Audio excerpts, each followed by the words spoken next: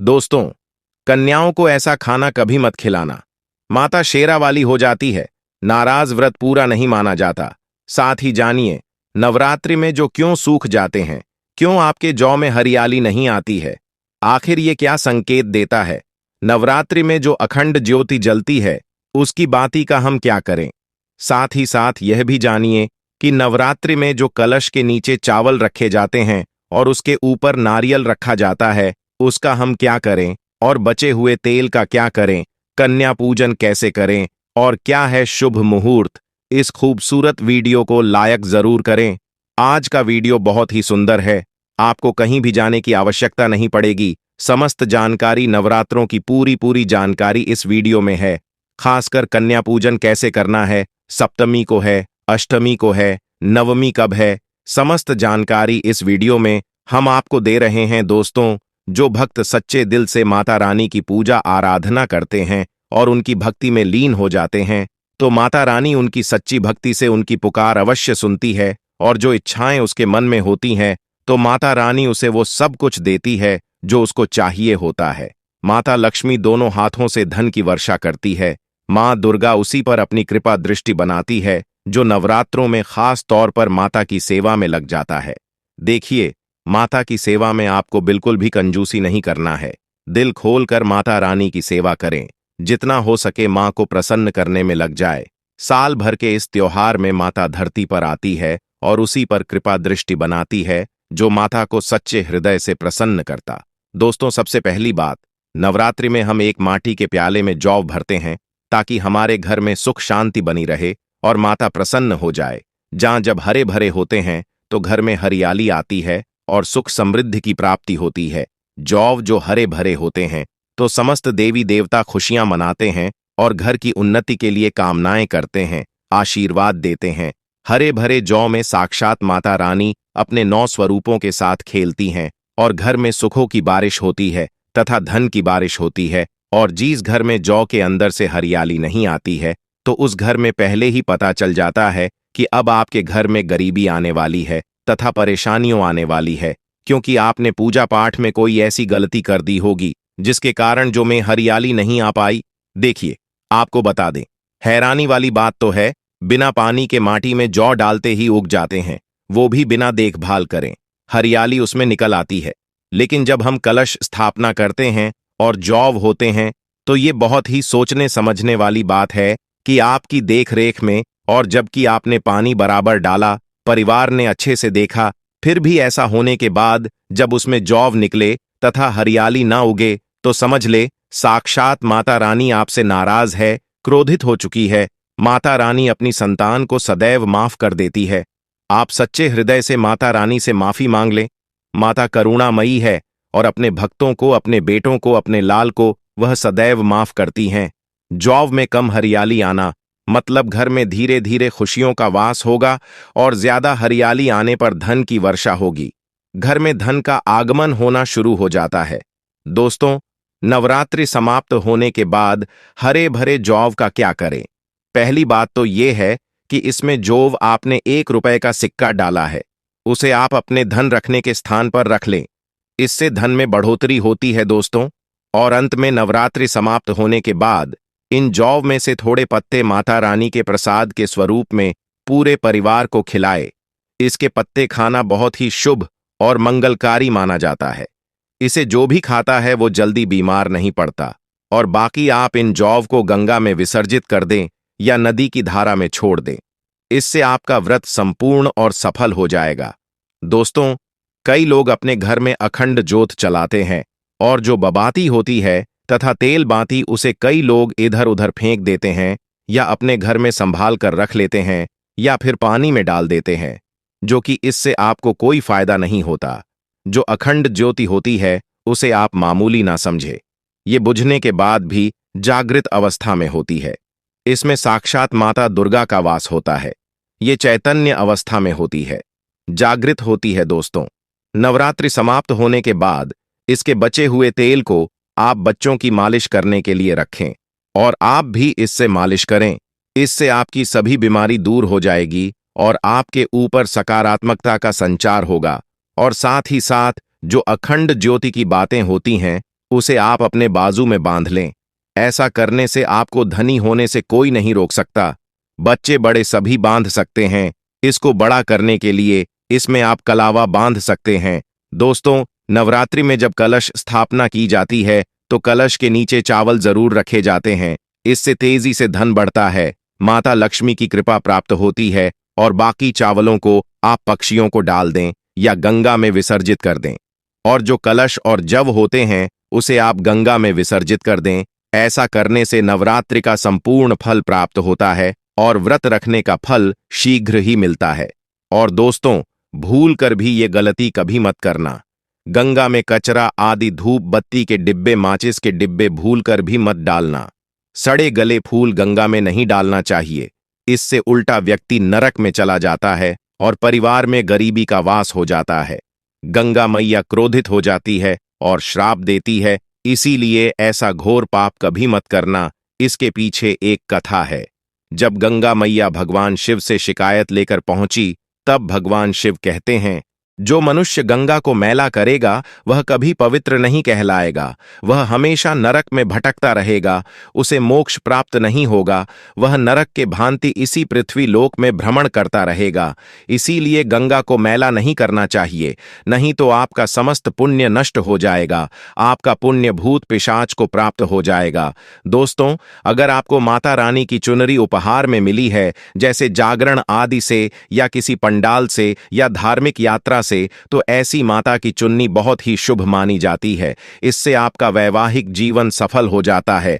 माता रानी की चुन्नी को आप संभाल कर रखें। बट सावित्री व्रत आदि में या किसी पर्व पर त्योहार में अवश्य पहने। इसमें माता रानी का आशीर्वाद होता है जो आपको प्राप्त हुआ है। ऐसी चुनरी सदैव संभाल कर रखें। नवरात्रि में बिना व्रत बिना पाठ के आपको संपूर्ण नवरात्रि का फल मिल जाएगा। ये वीडियो ध्यान से देखना। अगर आपने व्रत नहीं रखा है, कोई बात नहीं, आपको परेशान नहीं होना है, क्योंकि कभी कभी हम काम के चलते या फिर ऑफिस वर्क होता है या कभी कभी कुछ ऐसे हम कामों में फंस जाते हैं जिसके कारण हम माता रानी के नवरात्रों में उनको टाइम नहीं दे पाते। तो आपको परेशान नहीं होना है। अगर आपने व्रत नहीं रखा है, कोई बात नहीं, पूजा नहीं कर रहे हैं, नवरात्रि में कोई बात नहीं दोस्तों, बस ये काम आपको कर लेना है। नवरात्रि में जितने भी लोग पूजा पाठ करते हैं उससे भी आपको अधिक बढ़ करके फल प्राप्त होगा। तो ये वीडियो ध्यान से देखना। आज की जो मैं वीडियो बताऊंगा बहुत ही सुंदर है, ज्ञानवर्धक जानकारी है। इस प्रकार की जानकारी आप लाखों रुपए खर्च करेंगे फिर भी कोई नहीं बताने वाला। हमारे चैनल का मकसद है जनहित एवं जन कल्याण करना, इसलिए आप लोगों को इस प्रकार की अच्छी अच्छी जानकारी सिखाते हैं। तो आइए इस वीडियो में जानते हैं, नवरात्रि में ऐसा कौन सा कार्य करने से बिना व्रत, बिना पूजा या फिर बिना कन्या भोजन के सारे फल की प्राप्ति हो जाती है, केवल सच्चे मन से। अगर नवरात्रि के समय में कोई भी व्यक्ति पूरे मन के साथ, पूरे विश्वास के साथ, सच्ची लगन आस्था के साथ अगर दुर्गा सप्तशती में वर्णित सिद्ध कुंज का स्रोत का पाठ कर लेता है तो संपूर्ण दुर्गा पाठ का फल उन्हें प्राप्त हो जाता है। जो भी आप व्रत रखते हैं, माता रानी के लिए आप चाहते हैं कि माता रानी का आपके ऊपर आशीर्वाद प्राप्त हो, माता रानी की कृपा मिले, आपकी कोई अधूरी मनोकामना है, वो चाहते हैं आपकी अधूरी मनोकामना पूर्ण हो जाए। सरकारी नौकरी हेतु पितृदोष, राहु दोष, क्षति में वर्णित सिद्ध कुंज का स्रोत का पाठ जरूर करना। पूर्ण रूप से आपको नव दुर्गा माता का पूजा पाठ करने से, नव दुर्गा के 9 दिन व्रत करने से, कन्या भोजन कराने से जो फल प्राप्त होता है, दोस्तों केवल इस पाठ को सच्चे मन से अगर एक दिन, अगर आप जो है नवरात्रि के दिन एक दिन बस केवल आप जो है बैठ करके झप लेते हैं तो पूर्ण रूप से आपको फल प्राप्त हो जाता है।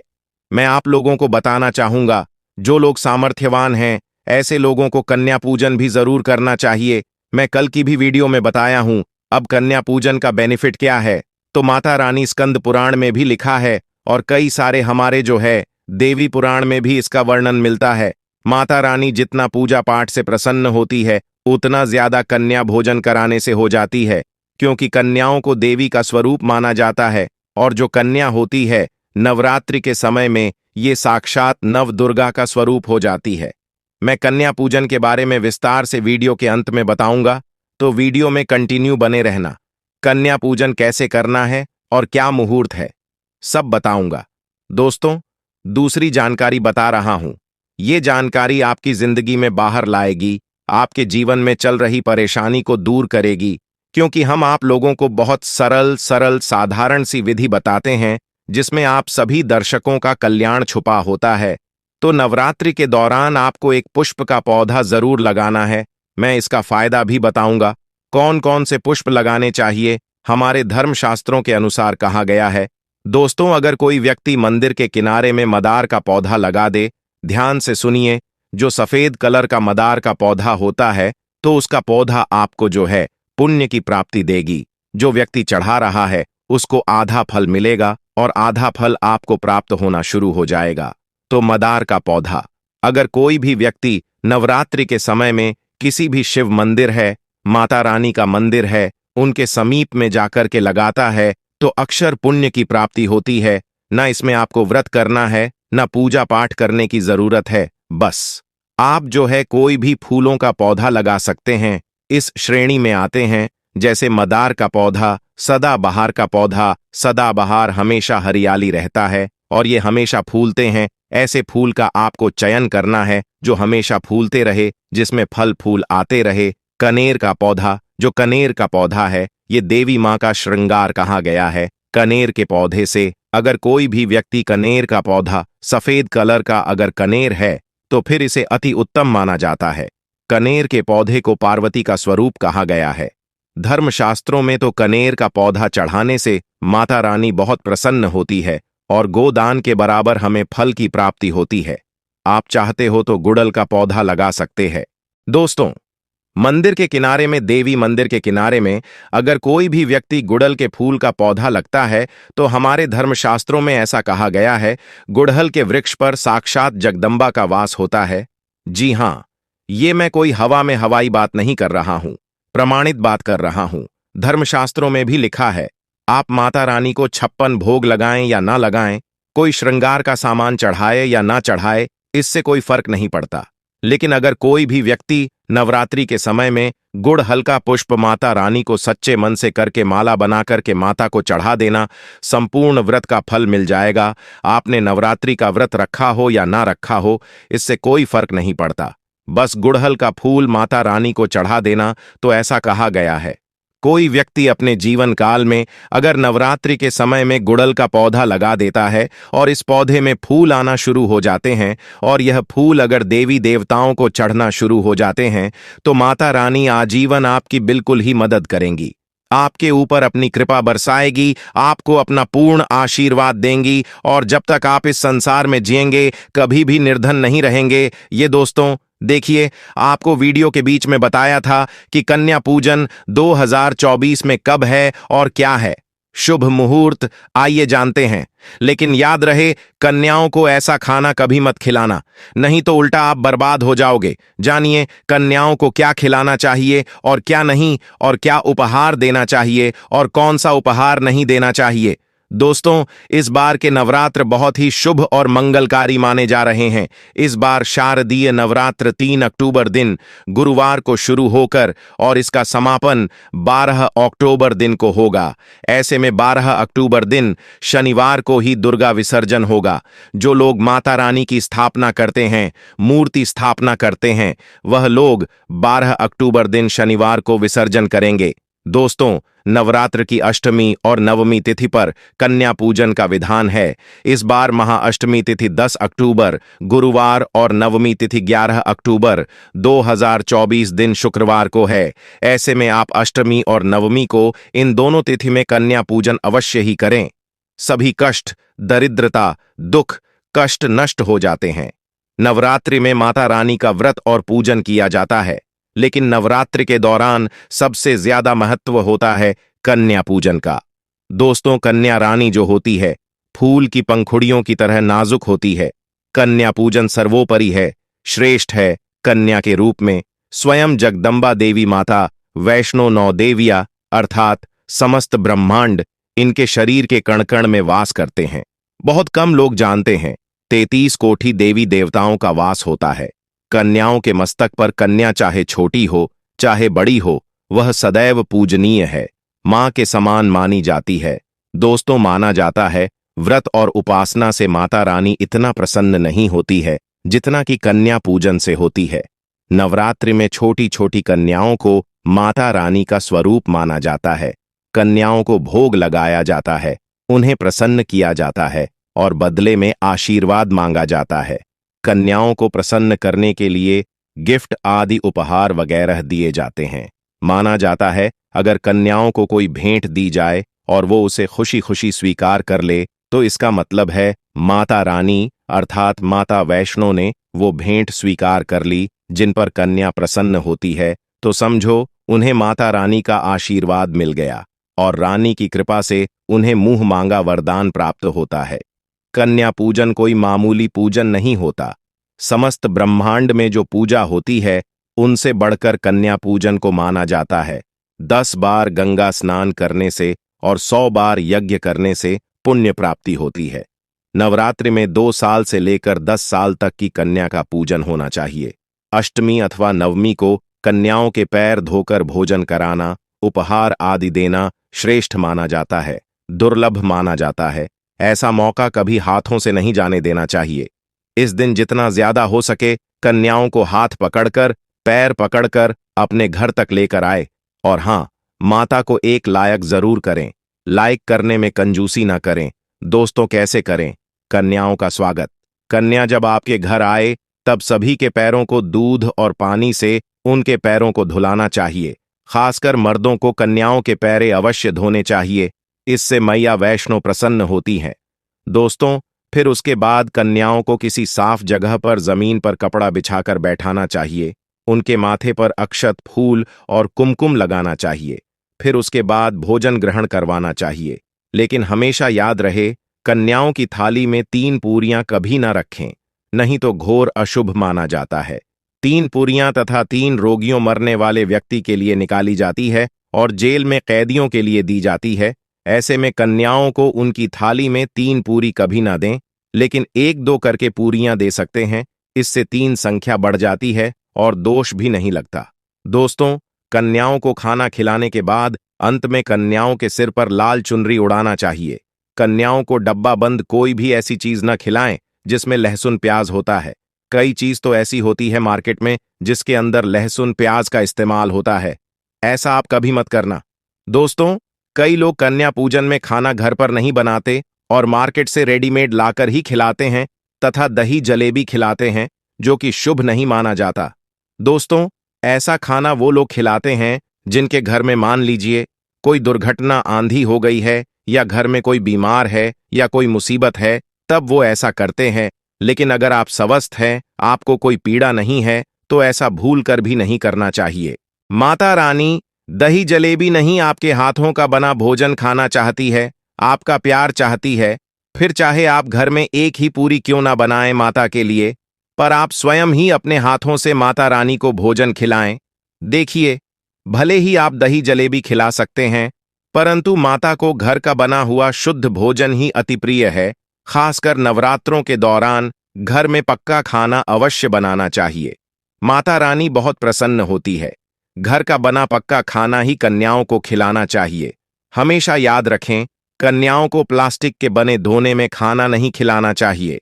ऐसे बर्तन पूजा पाठ के लिए शुभ नहीं अशुभ होते हैं, क्योंकि प्लास्टिक के ज्यादातर बर्तन जो होते हैं जानवरों की हड्डियों द्वारा बनाए जाते हैं।